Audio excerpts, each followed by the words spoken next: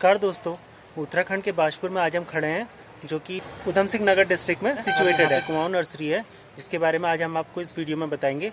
Kumaon nursery में बहुत सारी छोटी बड़ी बहुत सारे वृक्षों की और फूलों की और बाकी चीज़ों की प्रजातियां हैं जिनके बारे में हम उनके ओनर से बात करेंगे, जो कि यहाँ के मंजुल जोशी ओनर हैं। उनसे बात करके यहाँ नर्सरी के बारे में जानते हैं कि आगे इसमें और क्या क्या चीज़ें हैं, वो हमें विस्तार से इसके बारे में बताएंगे। यह है डॉक्टर मंजुल जोशी जो कि बाजपुर में रहते हैं और ये यहाँ पर इनकी ये नर्सरी है, इसके बारे में जानते हैं डॉक्टर मंजुल जोशी जी। नमस्कार मंजुल जोशी जी। आप हाँ जी, आपकी नर्सरी आज हमने देखी, हम इससे बहुत प्रभावित हुए। तो हम जानना चाहते हैं कि इसमें क्या क्या चीज़ें हैं और आपने कैसे इसे डेवलप करा, क्या क्या मेहनत लगती है। अगर कोई इस तरीके का करना चाहे अपने लाइफ के आगे, मतलब अपनी जो जॉब कर रहा है उसके साथ होते हुए भी अगर वो इस तरीके का कुछ करना चाहे जैसे कि आप कर रहे हैं, तो वो क्या करे, उसके लिए क्या ज़रूरत पड़ती है, कितना खर्चा होता है और किस तरीके से उसे अपना डेली रूटीन बनाना पड़ता है कि वो इन चीज़ों में सफल होता है। तो डॉक्टर मंजुल जोशी जी से पूछते हैं। जी नमस्कार जी, आप सभी लोगों को भी नमस्कार, दर्शकों को। और ये कुमाऊं नर्सरी हमने बाजपुर में स्थापित की हुई है और इसका उद्देश्य मुख्य रूप से जो है पर्यावरण संरक्षण के लिए वृक्षों को जो है उगाना, लोगों को पर्यावरण के लिए जागरूक करना मुख्य उद्देश्य इसका था। और इसके तहत हमने जो है धीरे धीरे, काफ़ी समय लगा, 2-5 साल तो घर में ही हम करते रहे और जानकारी लेते रहे पादपों के बारे में और विभिन्न जगहों में हम घूमते रहे और देखते रहे कि जो उपयोगी वस्तुएं थी, उपयोगी जो वनस्पतियां थी, जैसे कि औषधीय पादप थे, उनको इकट्ठा करना शुरू करा और धीरे धीरे ये शौक जो है एक जुनून में बदल गया था। और फिर हमने जो है धीरे धीरे कुमाऊं नर्सरी की स्थापना कर दी। तो मंजुल जी, ये कितने एरिया में आपकी ये कुमाऊं नर्सरी है? यहाँ पर तो बेसिकली ये अब, क्योंकि पहले तो हमारा शौक था, ये पहले घर में ही था, फिर हमने धीरे धीरे घर के पास जो हमारा लॉन वगैरह और साथ में प्लॉट थे उनमें हमने कुछ पौधों का उत्पादन भी करा और धीरे धीरे वहाँ से सीखा हमने। और फिर जब हमारे पास पौधों की वैरायटी बहुत हो गई और बहुत सारा सामग्री हो गई, तो फिर हमें ऐसा लगा कि अब हमें इसको लोगों को भी पहुँचाना चाहिए। तो इसके लिए फिर हमने ये लगभग 1 बीघा जगह है यहाँ पर, ये कॉमर्शियल जगह है वैसे तो, लेकिन यहाँ पर जो है हमने इसको सेल परचेज के लिए भी, लोगों की सुविधा के लिए भी रख दिया गया है। तो जिस तरीके से मंजुल जी बता रहे थे, और हमने देखा कि मंजुल जी आपने इसमें जो अभी कुछ ग्राहक भी लेने के लिए आए थे, छोटे मोटे फल, ये वृक्ष और जो भी फूल पौधे हैं, तो आपने रेट भी बहुत बिल्कुल पर्याप्त, बिल्कुल रेट इसीलिए कि हमारा लक्ष्य जो है वो पैसे कमाना नहीं है, लोगों को पर्यावरण के प्रति जो है मेन रूप से जागरूक करना है, ताकि उनका थोड़ा बहुत लगाव बन पाए पेड़ों से। और जब उनका धीरे धीरे लगाव बन जाएगा तो क्या होगा कि फिर लोग खुद ही इस ओर को लगने लगेंगे। लेकिन मैंने इस चीज़ को बदलाव देख लिया है इन 2-3 सालों में ही, कि लोग बहुत ज़्यादा जागरूक होने लगे हैं और लॉकडाउन अवधि में भी लोग बहुत ज़्यादा पेड़ों को लगाने में और उनको संवारने में लगे थे। मंजुल जी, आप हमें कुछ बताइए इसके बारे में, हमारी भी नॉलेज बढ़ेगी और जो देख रहे हैं उनकी भी। हाँ जी, पहले तो हमने सोचा था कि हम जो है औषधीय पौधों के लिए काम करेंगे, तो बहुत सारे औषधीय पौधे, जैसे कि ये है बद्रीनाथ की तुलसी भी कहते हैं इसे, और विभिन्न नामों से जानी जाती है। तुलसी की एक विशेष प्रजाति है, मरुआ भी कहते हैं लोग इसे। तो इस तरह की चीज़ें हैं और इसके बीज आते हैं, ये इसके बीज हम अक्सर बिखेर देते हैं। तो बिखेरने से क्या होता है कि उतने ही और पैदा हो जाते हैं। ऐसी जैसे ये शमी है, खेजड़ी वृक्ष है, ये राजस्थान का वृक्ष है, बहुत पवित्र माना जाता है शनिदेव की पूजा के लिए। तो शुरू में हमने इसको जो है संरक्षित करा और अब हमारे पास ये है उपलब्ध है। एक बड़ा पेड़ भी वो देखिए खड़ा है, बहुत बड़ा, ये दुर्लभ पेड़ है वैसे तो। इसी तरीके से हम बरगद के पेड़ भी हमें जहाँ पर भी मिल जाते हैं तो हम उनका उपयोग कर लेते हैं, उनको गमले में प्लांट कर देते हैं। और बरगद जैसे कि बहुत हमारे धार्मिक वृक्ष भी है, इसी तरह जो है पीपल का पेड़ भी हमें कहीं पर मिल जाता है तो हम उसको संरक्षित कर लेते हैं। देखिए कहाँ पे ये काफ़ी बड़ा पीपल का पेड़ रखा हुआ है, ये वाला। ऐसी ये एक पारस पीपल का पेड़ है, अभी इस समय पतझड़ हो रहा है तो इसलिए ज़्यादा नहीं दिख रहा। ये भी एक बरगद है, इसको हमने अभी बॉन्साई के रूप में बना दिया। बोनसाई क्या होता है मंजुल जी? ये जो बहुत विशाल पेड़ होते हैं उनको, क्योंकि हम यहाँ पर लगाएंगे तो बरगद पूरे इलाके में फैल जाएगा एक ही पेड़, तो हमने उसको संरक्षित करके बहुत ही छोटा बना दिया। अभी हम इसकी और वैरायटीज आपको दिखाते हैं। हाँ, ये पेड़ है, ये कपूर का पेड़ है, और अगर हम इसके पत्ते को तोड़ेंगे और इसको थोड़ा सा मोड़ करके जब इसको सूंघेंगे तो इसमें कपूर की खुशबू आती है। और इसको बताते हैं कि इसके पत्तों को पका करके जो कपूर निकाला जाता है। ये कपूर का पेड़ है। ऐसी ये बैरिकेटेड बरगद है, वही बरगद का पेड़ है लेकिन इसके पत्ते कलर्ड है। इस तरीके से ये कुछ ऐसी वैरायटीज़ हैं जो कि औषधीय पादप हैं। ऐसी हमारे पास अश्वगंधा भी है। अश्वगंधा बहुत सारी जड़ी बूटियों में काम में आता है। आइए दिखाते हैं उसको। यहाँ पर आप देखेंगे कि अभी हम जंगल में गए थे तो हमें कुछ पुत्र जीवा के पेड़ मिल गए थे, तो हमने उनको संरक्षित कर लिया और उन पेड़ों को हम उठा लाए और हमने यहाँ पर लगा दिए। हमारे माली भैया ने लगाए हैं, देखिए ये छोटे छोटे बहुत दुर्लभ वृक्ष हैं, पुत्र जीवा कहते हैं इसे। और इन वृक्षों को अब हमने संरक्षित कर लिया है, कुछ समय बाद बड़े हो जाएंगे। ये सफ़ेद आग का पेड़ है, विष्णु भगवान की पूजा करने के लिए इसको लगाते हैं और कई प्रकार से ये जो है हमारा धार्मिक कार्यों में यूज़ होता है। लोग अपने घर के बाहर लगाने से पसंद करते हैं।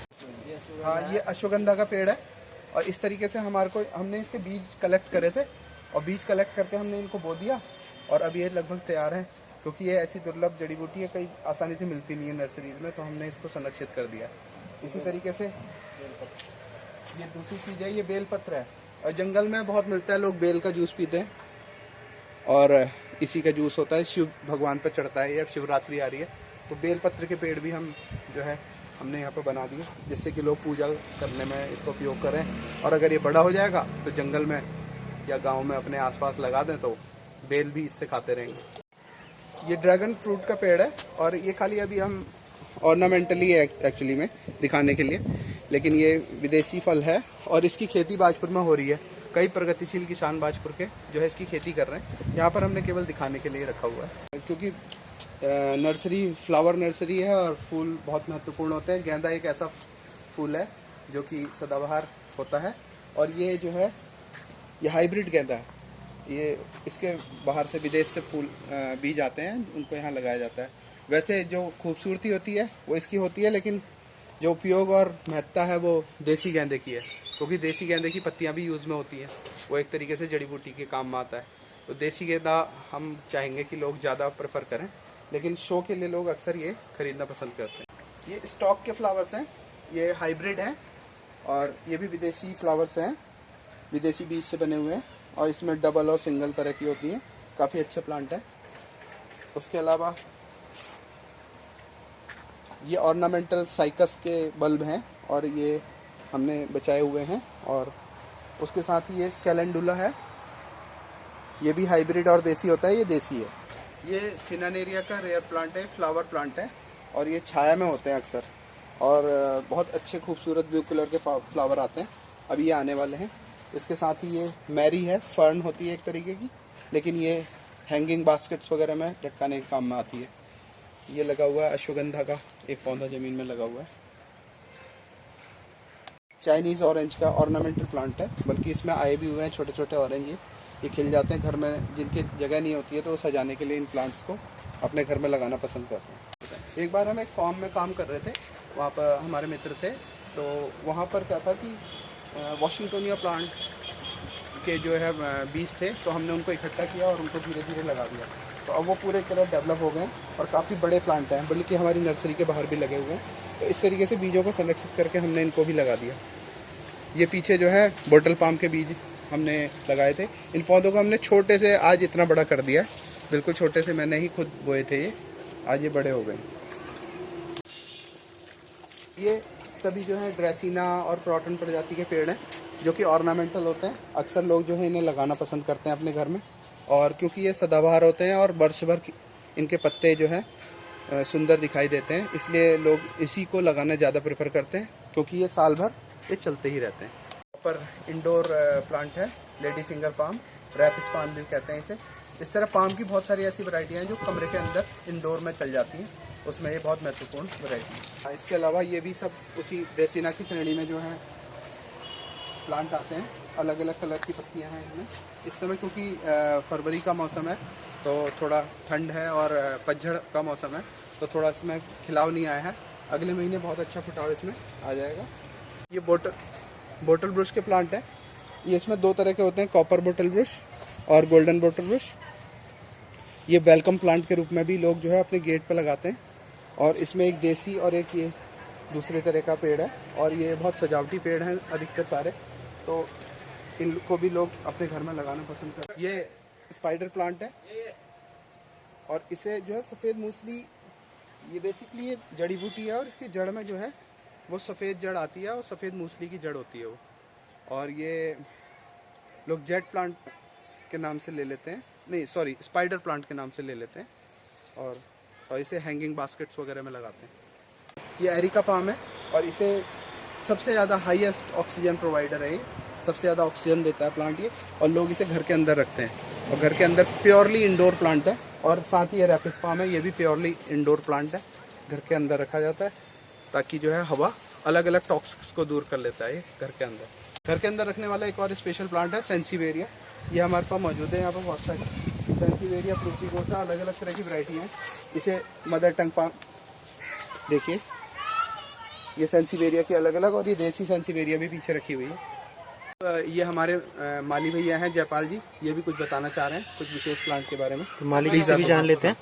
हाँ माली जी नमस्कार, बताइए क्या क्या है जो हमने मिस कर दिया अभी तक। ये ऐसा हार सिंगार, इसको पारिजात भी कहते हैं जी। ये देव वृक्ष है। अच्छा। इसकी पत्तियां बहुत सारे बीमारी काम में आती हैं, जैसे हार्ट की परेशानी किसी को हो तो इसके पत्ते उबाल के पी सकते हैं। ये सब तेज पत्ता है, ये औषधि प्लांट है, इसको लोग खाने में इस्तेमाल करते हैं।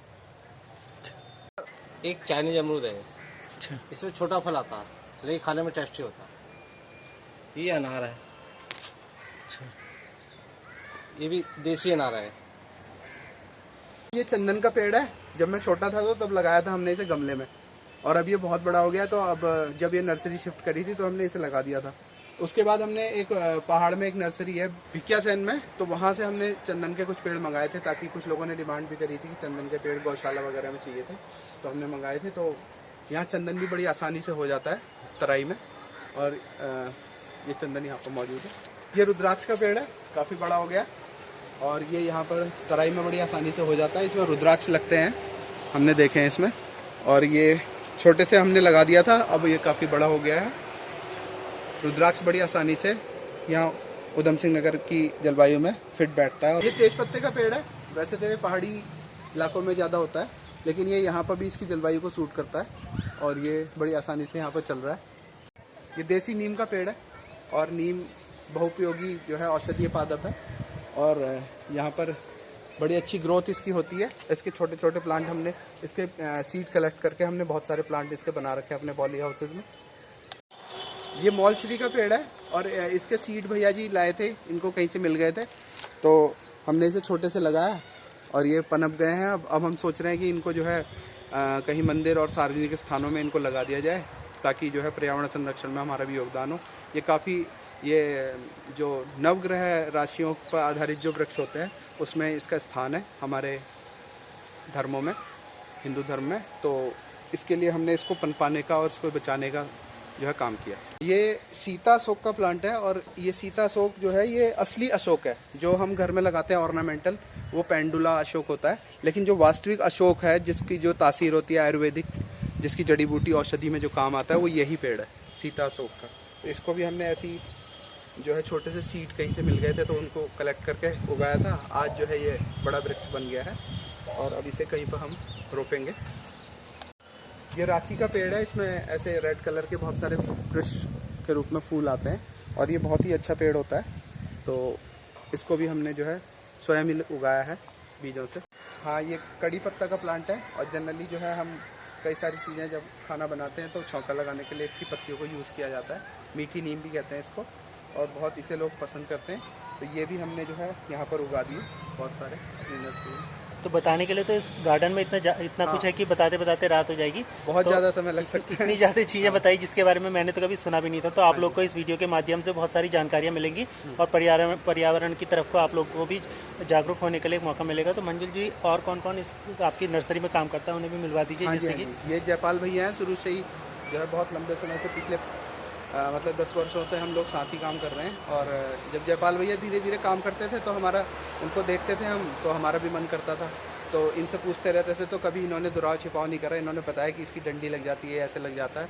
तो हम भी यही चाहते हैं, हम भी जो लोग यहाँ पर आते हैं वो पूछते हैं कि कैसे ये होगा, तो हम कोशिश करते हैं उन्हें बताने की कि आप ऐसे खुद कर लीजिए, है ना, और खुद लगा के देखिए, क्योंकि मुख्य उद्देश्य हमारा धन अर्जन नहीं है, बल्कि पर्यावरण संरक्षण है। और लोगों को इस ओर मोटिवेट करना है कि वो लोग क्या कहते हैं, पर्यावरण की तरफ को झुकें और पेड़ों के संरक्षण के लिए काम करें। क्योंकि बेसिकली देखिए कि हमें ऑक्सीजन चाहिए, ऑक्सीजन इन्हीं से मिलेगी, जीवन इन्हीं से बचा रहेगा।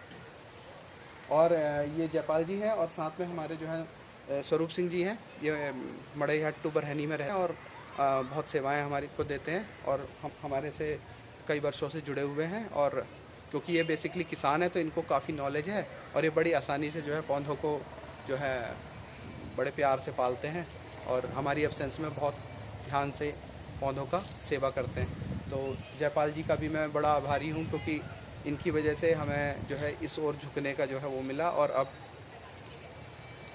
हम चाहते हैं कि आगे हम इसी चीज़ को और आगे बढ़ाते रहें धीरे धीरे।